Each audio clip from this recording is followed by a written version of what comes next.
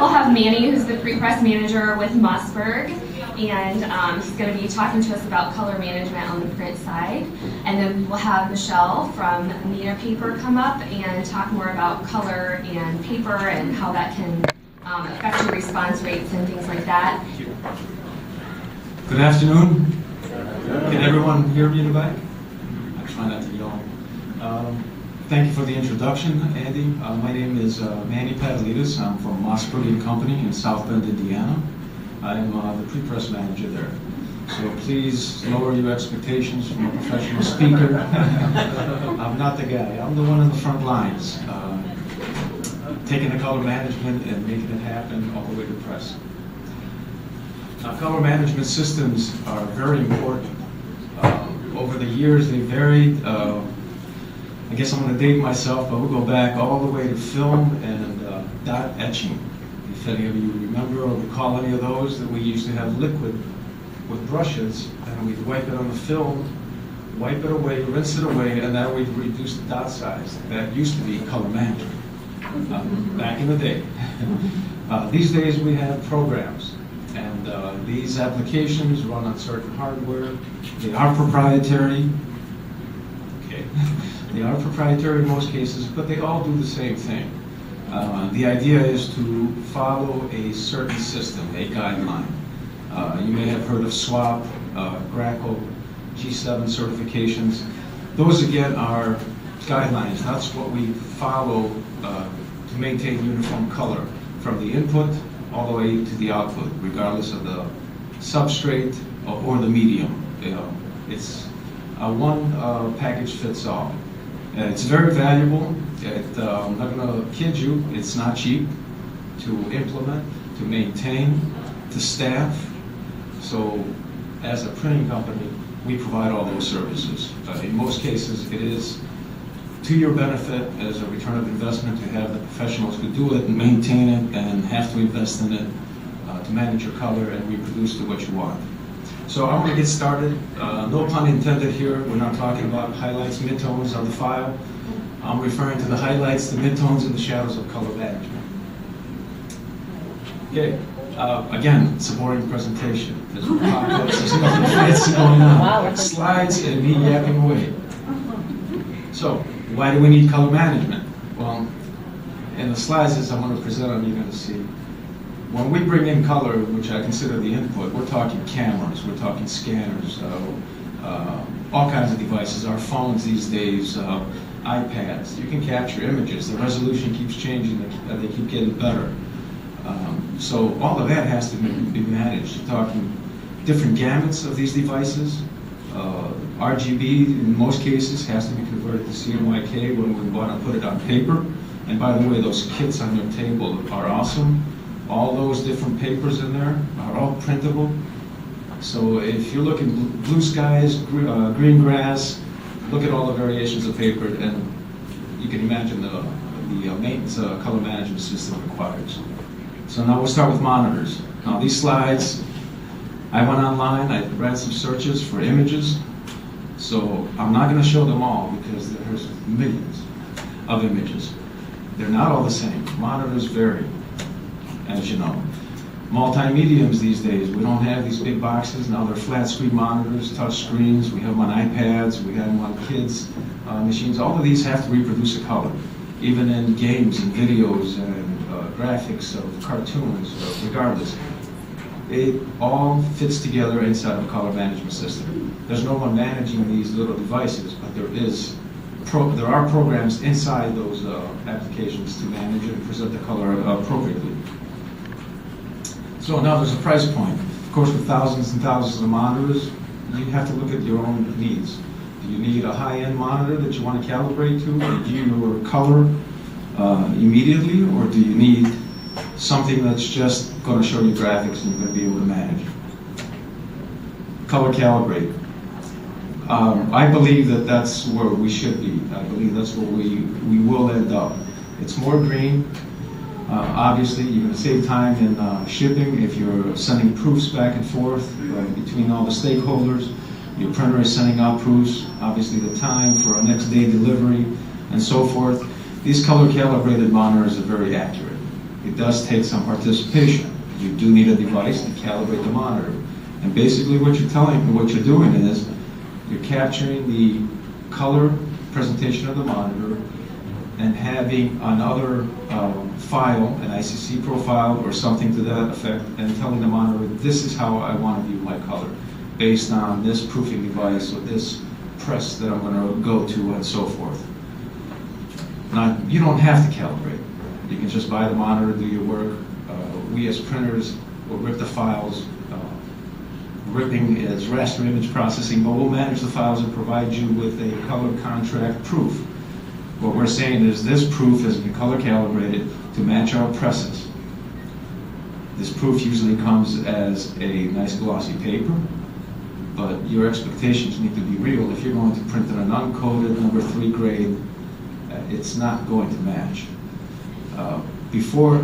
After dot etching, we did have the dot proofs, very expensive, very time consuming, but you could actually take a magnifying glass and see the same dots that would be reproduced on press in the proof itself. Now we do inkjets. We spray the tones and it's all color managed. Our proofs in the past were CMYK. Presently, I had to write this on a list to be honest with you, 11 cartridges of ink in an Epson 9900 printer. Photo black, matte black, light black, cyan, light cyan, magenta, light magenta, vivid light magenta, vivid magenta, yellow, orange, and green. Those are the 11 cartridges of ink that will reproduce a single CMYK image that now we're telling you we're going to go to press and we're going to hit color. And we do. And the way we do that is with the color management systems. We're able to measure what this machine can output. We refer to that as its gamut. We're able to measure what our presses output, and then we tell the machine to make it look like our press. That's what the color management. Sounds simple. Again, it's not. You have so many variables besides paper.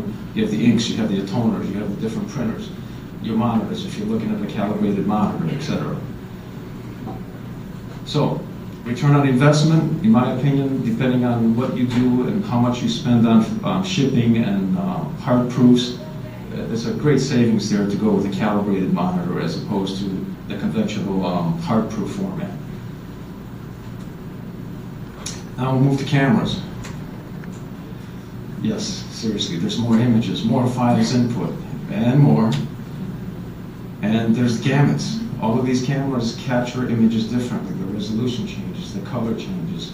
I can go on and on. Now I have to figure out how to reproduce it on a piece of paper accurately, on any device. And yes, there are new models coming, so time to get excited. So these are just a few more devices that influence our color. Influence in ways where, you all have different cameras, you're going to provide me with images and say, I want it on this Neenah paper or this paper. It's an invitation or it's a brochure or it's a flyer, I want it glossy, etc. Regardless of the camera, I can convert that file, enhance it if we need to, and match it on that paper through a color management system. And just as a reminder, this image here, it's been around forever. It's the crisp or fuzzy conversion. On the left side, you see resolution of 300, and then on the right side, on the top image, they zoomed in and showed you how crispy it looks. And the one below is fuzzy. So resolution is important. If you're viewing something on the web, it's not going to be of high resolution. The reason is you want to view it quick. You don't want to sit there and watch an image refresh. We used to. Piece by piece by piece. And color management in those days did not exist. Now we go to the various printers, and I'm not referring to commercial printers such as Mossberg, your desktop printer, your Epson color proofer, something you're using in your agency as an intermediate proof, maybe a high-end Xerox machine. There are less printers and monitors. I have a question mark because I'm not sure. They probably are not. There's more printers. So there's a few more. Again, here's the last slide. Get you excited. Now we'll go to the toners. First slide, my toners. Now these are not duplicates. I didn't clone these images. I copied it, printed it off the internet and put them in here. These all exist. And are they all created the same way? Are they all the same? Of course not. Each device, some are dye-sub, UV inks, others are powder inks. I'm sure you change them in your offices all the time. Others are liquid-based, others are wax-based. Each one of these, it's not that somebody came up with a formula for yellow and said, okay, let's make it into all these different liquids, UV and stuff. All their yellows changed. They're all contaminated with red. Blues are contaminated with greens, etc. So the inks are not pure. We have to compensate for that as well. Not only for the inks on the toners in your desktop devices and small printers, but our high-end presses, digital presses, flexo presses, etc. Everything has to be compensated to the substrate, to the image, to the ink being used, and so many other variables we have to consider. So that's why I'm saying there's a front-line aspect to this, which closes the loop with color management, and that is your print providers. And then we get into swatches. Now, match this, right? These guys don't do anything except print these swatches. They don't sell inks. They don't give you formulas on how to mix them. They don't give you any color management system, although they will buy them and resell them and so forth. And I'm not slamming them. I love them. These are the guys that give us all these books, and we pick the little swatch and we say, I want this, I love this. But then there's also a little swatch to the right of it that shows you what it's going to really look like as a CMYK, right? 021 orange, which goes to mud brown, and so forth. So expectations need to be checked. So there's so many more swatches than there are monitors, and there are cameras. More than there are printers. And again, we have to match it. Now we're going to the gamut. Now this is what the device captures. So this is where the real truth lies. And this is why. We can capture a wider range of the color spectrum than we can see. So imagine, it's much bigger than this, but imagine this is the visual color spectrum that exists. This is what the human can see. This is RGB, what cameras and devices capture. And this is how much we can really print and reproduce. So this color has to be compressed and recompressed and recompressed until you set it up for the medium that you're printing on, the type of paper you're printing on, the type of ink. Are we going to coat this? Are we going to varnish it? Is it going to be laminated? So many things you have to consider. For example, have a nice bright glossy poster and you're going to laminate it with 3mm lam, gloss lam, not much, 3mm. It doesn't change the size of the dot, but visually it's referred to an optical dot game. It enhances that color depth by at least 12%. If you increase the lamination, the different type of lam, and the thickness of it, you may go up to 20%. So your nice blue skies may go purple. All of a sudden, the bright colors that you saw before the lamination may mute or become too bright, or your pastels now are not pastels anymore.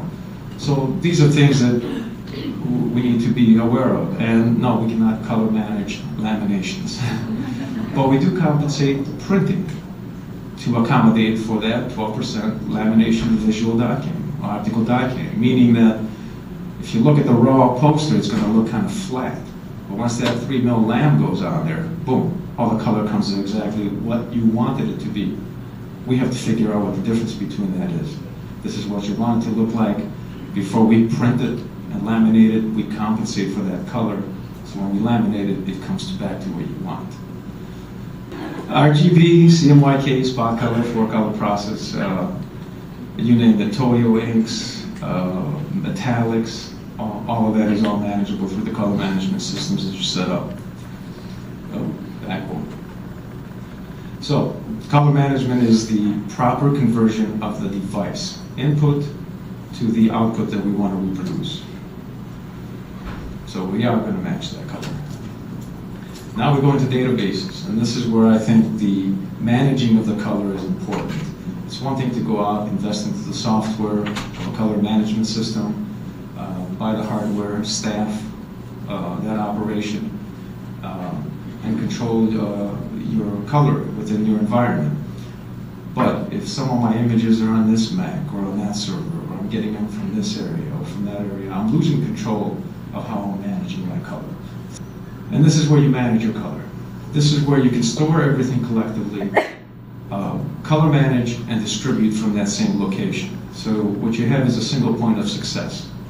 It is these are fully imaged libraries that you can maintain. You can share with others, you can distribute to everyone, and still control the color on how you want it to reproduce. Color control is truly brand control. You have to consider, am I reproducing my color from my subject matter, and how am I sacrificing my brand? And I can tell you, you can see images of the subject matter next to a very famous logo, and the logo looks like terrible. It's not the same blue you're accustomed to in a Pepsi or the red in a Miller beer and so forth. So there's a lot of sacrificing that has to be considered. You don't want to sacrifice anything. Manage and distribute your files from one central location. Control all variables from one location. Get full color file control. So it's not just the color, you have to think of your files. I didn't even put in a slide here of file formats because there's like 28 pages just from one website that I downloaded. All these different file formats hold different information. Some of you may think of JPEG right off the bat, very popular, but it's not good for printing. If you want to, if I could pick one file format for printers, is a TIFF. It's the most stable file that you're going to be able to use and repurpose for other areas. So it's my highest level of accurate file is the TIFF. If I want a JPEG, not a problem. I can come down to that level very easy, 72 dpi. But going from a JPEG and trying to create a TIFF, you're really not doing anything. The information is not in there to begin with, if I'm making sense. The JPEG is it's a 72 dpi, but you want it to look great as a 300 high-end file to go to press. It's not going to happen. When your cameras or your digital photographers and your professionals capture your image, they capture it in the highest range that they can, even as high as 600 dpi. Now, it's a pretty large file in regards to megabytes, but it has a lot of color information. And from that one file, you can repurpose it to just about anything you want. To a sheet-fed press, to a web, to a digital, to flexo, to video, to just about anything you want, because it has the highest point of resolution, and then you just downsample to what you need.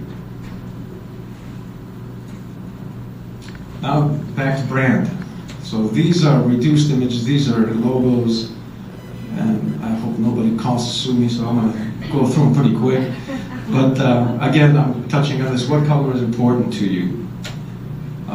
Is it the brand or the subject matter? And again, as I mentioned, we want both. But you have to think about that. You have to plan for color controls across your press sheet. Don't sacrifice it. When we work in designing something, we're looking at it in the aspect that it's an 8.5 by 11, or it's a little flyer, a little brochure, a 32-pager, but we don't consider how it's going to be laid out on a press sheet. Not that you have to, that's our job. But if you can imagine a press sheet, this is the bottom of it here in front of me, and all of your images are stacked all over. If this image up at the top, right here, requires more red, but the one right below it requires less red, there's nothing you can do in press to help those two images. So whenever we can, we plan to keep reds and yellows and greens and blues right in the same line, because that's how the press controls its ink. And here we come to G7. Now this is neither or. It's for everything. And that's what makes G7 certification nice. It is both a definition of grayscale appearance and calibration method for adjusting any CMYK imaging device to simulate a G7 grayscale definition.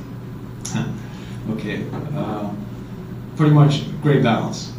The idea is anything that reproduces color, if you can find that gray and maintain that gray and then let it reproduce its color from that center out. Makes sense? If I can maintain gray balance on any device in any print reproduction method, I will reproduce accurate color. That presents the problem. If I have a nice neutral gray and I want a little more red in my sheet, on my press sheet, well, that gray now is going to cast to pink.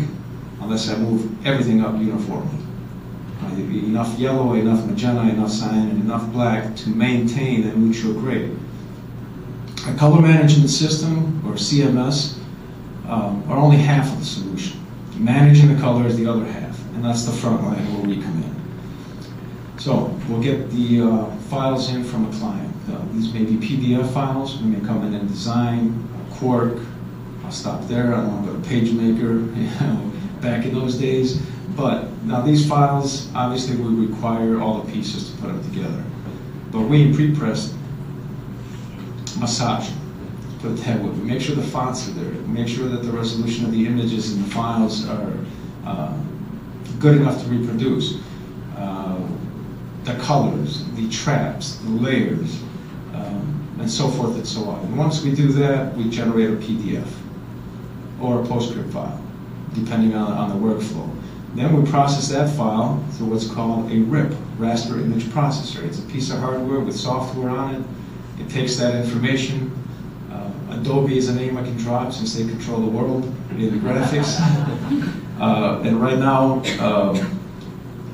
any decent RIP out there is using the Adobe print engine. If it's using anything less than the Adobe print engine or their proprietary print engine, you're going to run into problems, especially when it comes to layers. Things are going to drop out. You're going to get whites where you think they're white. You're going to get half of a word getting real fat when it hits a dark shaded area as opposed to the other half sitting in a lighter shaded area. So the Adobe print engine has really come along and saved us a lot of time and a lot of going back, repositioning layers, flattening layers, changing colors in the file. It handles just about anything we can throw at it. From there, we generate a metal plate. It's an aluminum plate. It can be 40 inches, 30 by 40 inches. It could be up to 72 inches, depending on the size of the press, or it could be just a little 8.5 by 11 polyester plate. Those are called CTP devices, computer to plate. Again, back in the day, it used to be taking a piece of film, hitting the little timer, the light would go on, and you would set your timer at 30 seconds gives me this size dot, 35, it goes a little smaller. Now the computer to plate, we have lasers. Plate spins at about, I don't know, 2,200 RPMs around the cylinder, and the laser goes around and images every single dot. They're in registration. We take these plates and we hang them on presses.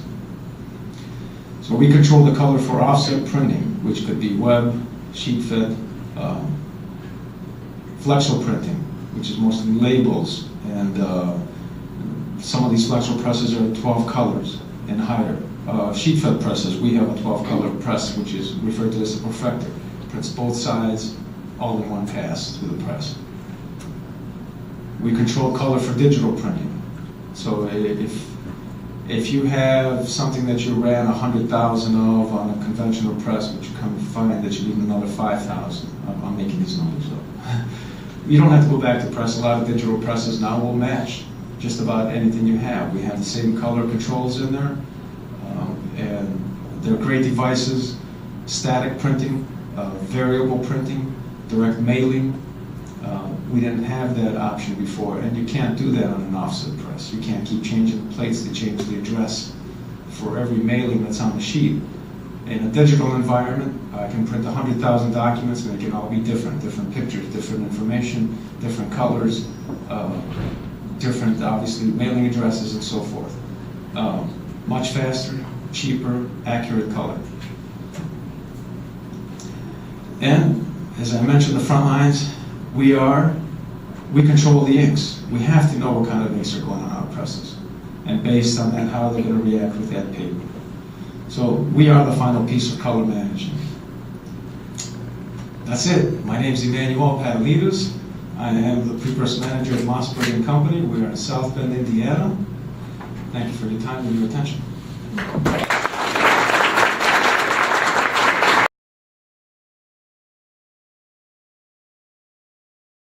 Thanks to everyone for being here this afternoon. I'm with Neenah Paper, and I hope everyone here is familiar with Neenah. Is there anyone who doesn't know Neenah Paper? Good. I've been with Neenah for about 7 years. I've been in the text and cover mill side of the business for much longer than that. We won't talk about how many years, but prior to getting involved in paper, I was a graphic designer. That was back in the day of where printers had strippers and stat cameras were de rigueur, right? So anyway, we're going to talk today about the power of color. Now, Manny talked about color management once it gets to press, but as designers and creative people, you need to think about color in many different ways before you get to that point. When you're creating brands and creating logos, and you have to think about color as a brand attribute, or think about how color can enhance a response rate. So we're going to talk about that today, and also I want to talk a little bit about a system that talks about your own personal color preferences and what that can say about your personality, and how that relates to brands and their personalities. So has anyone ever heard of the Dewey color system? Anyone? So what is the Dewey color system? It's the world's only scientifically validated, non-language, color-based career testing instrument. Okay, wait, what does that mean? Well, it's the brainchild of this gentleman named Dewey Sadka, and he was the owner of a very successful employment agency. When I say successful, he was able to sell the agency for $38 million, so that's pretty successful. Why was he so successful? Well, he was actually able to place the different people he worked with very accurately. He was able to figure out their personalities based on this color test that he invented. It started small and then it grew, and he realized there was a lot of validity to it. The fact that your color preferences say a lot about your personality, and your personality says a lot about the type of environment where you would be most effective in the workplace. The system can also help you learn a lot about yourself, just the different choices that you have. And if this is sounding intriguing to you, write down the website because you might want to check it out, DeweyColorSystem.com. The thing that we got interested in when we met Dewey, we being Neenah Paper, our marketing director, is we started talking about, okay, well, beyond people and personality, what about brands? And he said, yes, definitely. That's a huge part of this whole system, helping people understand which colors to use to communicate specific attributes of a company. So I have 10 copies of this piece. This is a promotion piece that Neenah put out a few years ago. I don't know if anyone's seen it before, but it's a really powerful, spectacular piece. And this is going to be one of the things that we give away for the drawing at the end of the luncheon. But what I want to show you in here, which is kind of fun, is there's a color test at the beginning of the book. And we're going to do it real quick, so I need a volunteer. How about someone from this table? Here, how about you? Lorena. We're going to work with Lorena here. Okay, so real quickly, don't be alarmed. Give me a second. This is so fun. When I first saw this book, I started bringing it to family parties, and I was asking people oh, you gotta do this color test. So trust me, this is kind of cool. Okay, the first question is, there's 3 colors here. Yellow, can you see okay? Blue, and red. Which do you prefer? Just your quick gut instinct. Yellow, blue, or red? Red. Red. Okay. Next, do you like green, purple, or orange? Orange. And from there, black, white, or brown? Black. Okay. So, Rena is a red, orange, and black girl. Now, how many people know Rena? You guys do? Okay. I'm going to read about Rena, and you tell me if this rings true. Red, orange, and black. Your focused ability to see what's not working is amazing. When things go off course, you're not afraid to express your opinion. I hear giggling. Right. You steer your own course by constantly examining what needs to be done. This is your great talent. Since you don't feel the need to conform, you see easier ways to get things done. Others learn invaluable information from your critiques about the efficiency of a project. Would you say that's pretty accurate? I think so. Okay, well, it's fun. So again, I've got 10 of these little color tests. But beyond that, let's talk a little bit more about color as a brand attribute. So inside the book also is a color attribute chart. I know it's kind of hard for you guys to see, but there's a chart that has these, what we call the core colors or the base colors. And alongside are the attributes. So I knew this would be hard for you guys to see, so I pulled out a couple of these just to give you an example of how this works. So let's start with the color red. Anyone, name a company that uses red for their corporate color. Coca-Cola, Budweiser, okay. So some of the attributes attributed to red are traditional, practical, stable, and high energy. Makes sense, right? Coca-Cola, Budweiser. Okay, what about brown? Yeah. Everyone says that. I can't think of another company. Conventional, concrete, grounded, serious. Makes sense, right? Blue. St. Francis. St. Francis. I always think of Chase Bank. You guys have Chase here? Chase. And a lot of corporate companies, are blue. Ordered, traditional, trustful, serious, stable. How about lime green? Parkview. So, and I don't know of any, but I know the cover of this book is lime green, and there's a reason we chose lime green. And that's because lime green, the attributes are free-thinking, innovative, artistic, carefree, thought-provoking. So creative people, designers tend to like that color a little bit more. So not only is color important in branding, but it's also important in the way people take in information. So there's a couple studies I'm going to quote here from various groups. This one happens to be from the color marketing group. Color increases retention by 18%.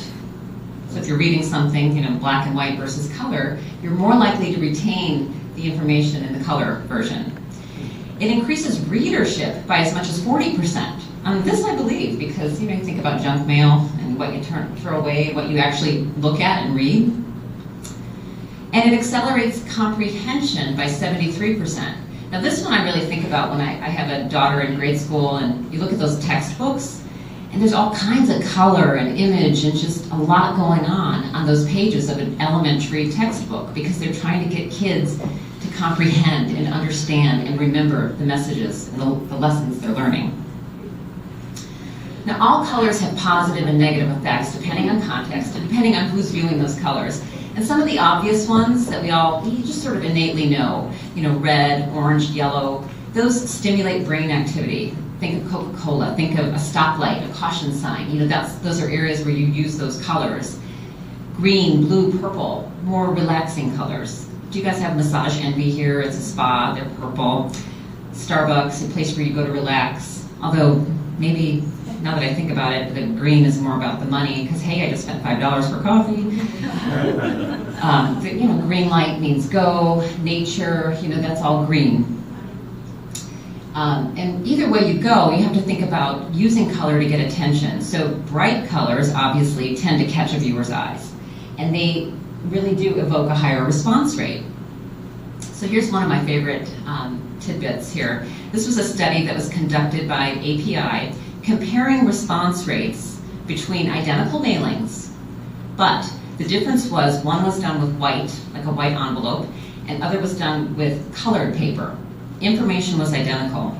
The colored paper version showed a huge increase in response rate. Can just take a guess, what would that response rate increase be? Anyone? 40%. Oh, that's pretty aggressive. 20%. But think about it. I mean, here you are, you're a designer, you're creating something, so someone's hired you to create this piece. Hey, we need this message, we gotta get it out.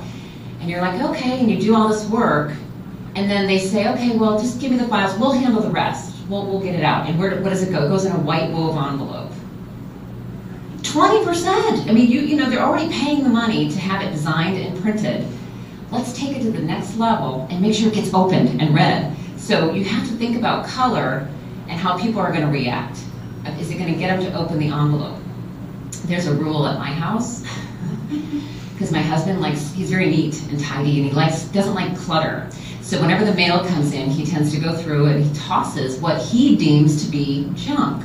Well, me being in the paper industry, I'm like, and one day I spotted this stuff in the recycle bin. I'm like, whoa, whoa, whoa, whoa. Wait, what are you throwing mail away for that has my name on it? Well, it's junk. Well, why is this junk, but then this is not junk? Like, how do you make the decision of what I get to read and what goes into the recycle bin before I get home? He's like, I just thought you'd want to see this. And I was like, this is a true story. And so I'm literally quizzing him on this. Well, why would I want to read this but not this? Well, because you can tell this is junk. I'm like, okay, tell me more. How can you tell? But bottom line is, he's making these subconscious decisions. He's your average Joe. He doesn't know anything about design and paper. I try, but he just doesn't stick. But he's the average consumer, and he's making these judgments based on color and the quality of the paper and how it feels. And this is something that maybe she'll want to look at. This, I know, Capital One or whatever, it's junk. I thought, wow, that's pretty interesting. So, my story of average Joe, my husband Pete, it really kind of rings true when you look at some more of these response rate figures. 33% more responses are generated by print pieces that make bold use of color. And 48% more people respond to high quality paper. They don't even realize it. But think about, the catalogs you get in the mail. Have you ever noticed, does anyone in here get like Anthropology, or I'm trying to think of another one that has tried to use uncoated paper as the cover of their catalog? They're trying to be different. They're really trying to stand out and just differentiate themselves from all of the competitors out there. And half the battle is getting someone to hang on to that piece and not toss it in the trash. Because, you're 10 times more likely to hang on to it and look at it again, as opposed to an email, which, how often do you open an email when you get, like Crate and Barrel, I get the emails all the time, but I don't open them. The catalog comes, I'm looking at it, right? So I'm looking at it, I'm looking at the pictures, I'm reacting to the color. I love how they style their rooms. They'll pick turquoise and you think, wow, I need to redo my living room, But I'm not in the market for a couch. But when I am ready, then I'll start opening those emails. So you see how print and color and image, they all go hand in hand. And companies like Crate and Barrel and Nordstrom, man, they are doing a good job with me. They are building their brand. And when I'm ready to buy clothing or shoes, I'm going to go to the website or I'm going to go to the store. Those are my favorites because they've been repetitive and they've been really good with their image and color and branding.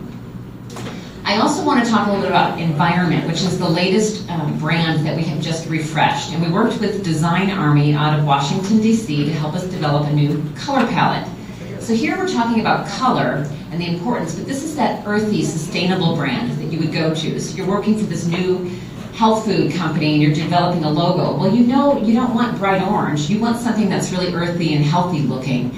So I want to show a quick video clip that was put together by Design Army on how they developed the new color palette, which is really cool. I hope you can hear this.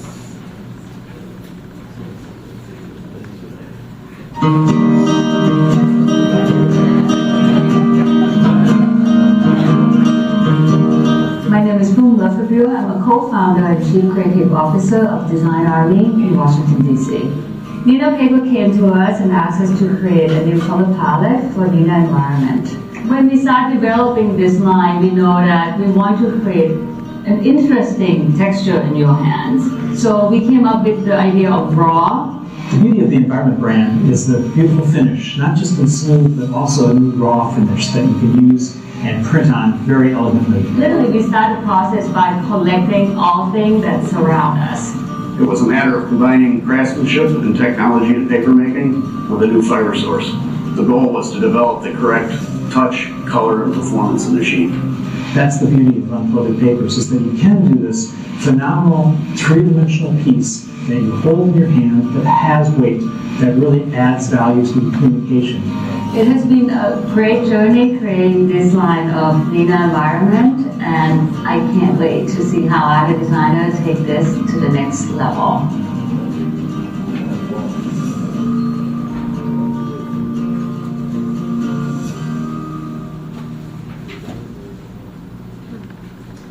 That's Environment, and I've got a number of swatch books on each table as well. Hopefully you had a chance to look at it. We're really excited about it. The colors, again, really earthy and urban. hopefully you picked up on the mention of raw finish, which is a new, really rough, vellum-y textured finish in the line.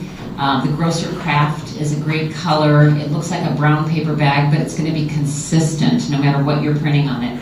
So take a look at that, take that back. Again, that's color, but it's for the certain type of earthy client that you might be working with. And then lastly, I want to finish up with cabinet. So I know in this day and age, a lot of people feel kind of lost when it comes to paper. There's not as many spec reps out there, there's not as many mill reps, and you kind of look at your swatch books and you're like, I don't know if these are current, I don't know who bought who, where do I start? Does anyone ever feel that way when it comes to paper selection? A few people. It is really confusing out there, and I think you end up working so fast, and unfortunately, we're staring at white screens. You know, we're staring at computer screens, and you tend to just think of white as your background. Well, Cabinet is a app that we designed for your Mac. So this is free. You download it to your Mac, and it sits on your what's that called? Your tray on the bottom, and you open it up, and every time you open it, it refreshes, so it's always up to date. And the beauty of Cabinet is it's never meant to replace a swatch book, but it's meant to quickly get you to the right swatch book so that you can touch and feel the sample. So you can search by attribute. When I say attribute, I mean color or basis weight. Like some people come to me and say, I need something really heavy, like 160-pound cover. Do you have anything? Well, you can come to Cabinet and search basis weight, and we'll show you everything we have in that basis weight. Or you know you need a shade of green or a gray. You can go right there. Or you know you love environment or classic crest. It can take you right to that swatch book, and you can drill down, see the colors, the basis weights, and order samples. So it's a really phenomenal tool. I encourage you guys all to download it. There's brochures on the back table as you're walking out. If you didn't pick them up on the way in, they're orange. Grab it. It'll just show you at least the URL to get to the place to download it. The other thing I want to mention that's really critical and important about incorporating color into your design is thinking about it from the beginning, right? So it's part of your concept. If you know you just envision this toothy, cool, textured paper because of the type of client you're working with. Or you just know that you need this bright orange, and I need to find bright orange to work into this identity. I encourage you to go to Cabinet and pull the Adobe Swatch Exchange file into your work. So we have all of our paper colors in here that you can download in to your file, your InDesign or whatever you're working in. So you just drop it in. So then you have that background, you don't forget about it, and paper becomes part of your concept and part of your design. And then one last thing we have, which is a really awesome tool, it's called Personal Proof. Has anyone ever heard of Personal Proof or tried it? Anyone?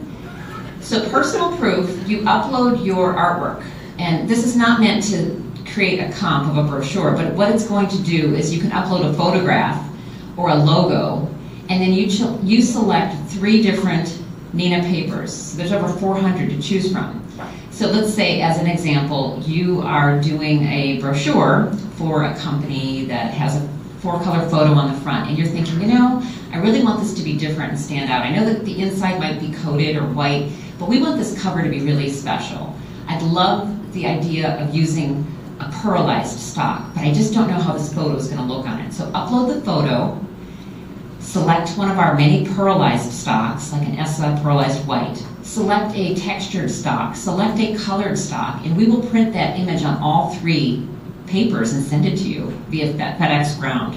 And you pay $1. That's it, $1. It's a really great tool. I've had so many people use it, like in the Chicago market. I'm thinking, is anyone using this? And I kid you not, I've had numerous people say, oh my God, that is so awesome. That sold the, oh, you don't want to paint this room this color, what? And they just don't get it. They have to see it. And your clients, they can only visualize what they've seen. They can only visualize the competitive brochure and their own existing brochure. And you're trying to say, no, we want to make it pearl and we want to make it color. And then if you show it to them, all of a sudden the bells go off. Ding, ding, ding. So it's a great sales tool. Again, it's called Personal Proof. It's available through our website or through Cabinet. All right? So that is it for me.